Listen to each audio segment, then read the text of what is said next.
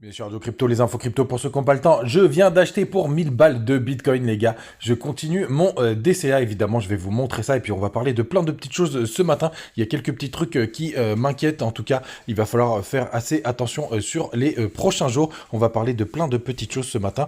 J'espère que vous êtes prêts. Le BTC, il prend 1%. On est juste en dessous des 17 000 dollars. Ethereum aussi qui est un peu plus chaud, qui prend 1,3%. On a 1265 dollars.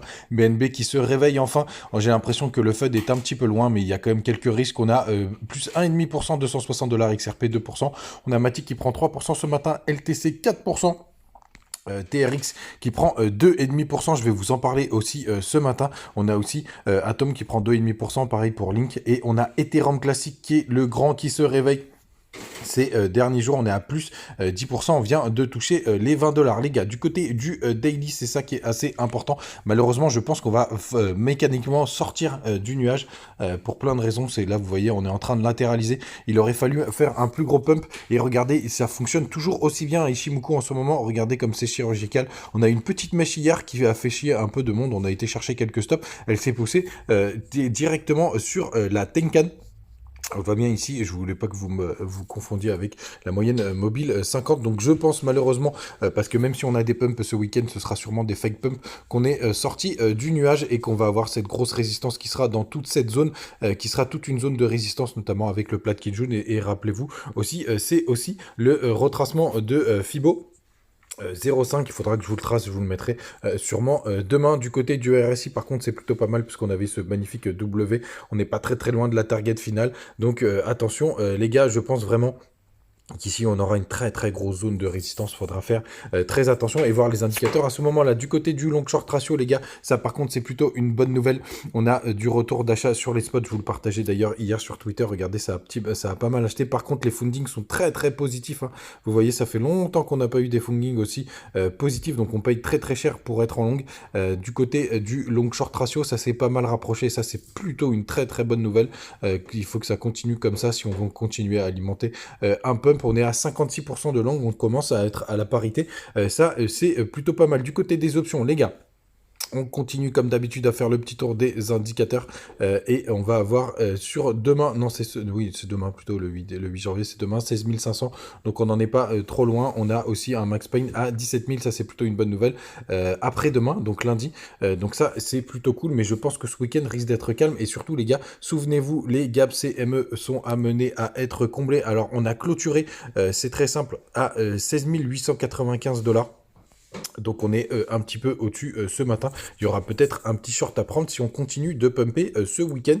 Les gars, faites vraiment attention à cette partie-là. Vous savez que j'aime bien jouer ces gaps CME. Donc si jamais on rouvre un peu plus haut, ça va nous faire un petit trou dans la cotation. On verra ce que ça va donner bien évidemment.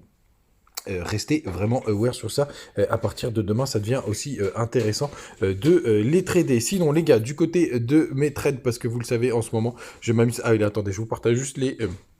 Aussi du côté de Asiatique qui nous envoie des liquidations ce matin, on a des pics vers, je pense c'est vers les 16 008. Donc attention les gars, je pense qu'il faudra aller chercher cette liquidité tôt ou tard dans les prochains jours. Donc ce serait pas étonnant qu'on y aille dimanche soir ou lundi matin, juste avant d'aller sur le max pain à 17 000 dollars. En tout cas, c'est ce que je joue. Du côté des trades, les gars, ce qui est important, c'est que, attention, donc au gap CME, je veux vous montrer quand même que vous le sachiez que j'ai bien acheté mes 1000 dollars en BTC. Hop, détail historique, c'est pas ça. Ah oui, non, ça c'est parce que j'ai vendu quelques cryptos hier. Vous voyez là, donc 244 dollars ici, 43 dollars ici, donc ça fait à peu près 300 dollars. Et 650 dollars, donc oui, effectivement, ça fait 950 dollars. Vous le voyez, je vous ai pas menti, j'ai bien acheté tout ça. Du côté, les gars, des trades que je trouve vraiment sympathiques. Alors, je vais vous parler de TRX que j'ai pris en short, tout simplement parce que ça fait pas mal du côté de Yobi. Ce sera assez dramatique ce qui se passe. Et Justinson, qui est intimement lié possiblement à Yobi, en tout cas, c'est ce que nous dit les rumeurs pour le coup, ce serait très mauvais pour le TRX, donc c'est pour ça que je me suis pris un petit short en isolé, les gars, avec pas beaucoup de risques. Je suis aussi en trade sur le Dodge ce matin, je suis à break-even, donc il se passe pas grand chose.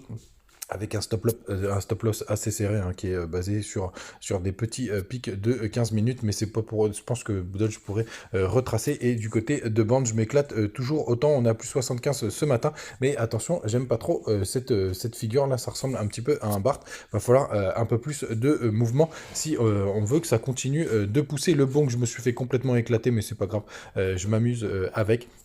Voilà les gars, vous savez tout. Si jamais vous voulez nous rejoindre sur le Telegram, n'hésitez pas, on continue de partager tout ça. On parle notamment du FUD de UOB ce matin. Vous avez aussi les liens si vous voulez trader avec moi sur BitGet. N'hésitez pas les gars, on en parle aussi sur le Telegram.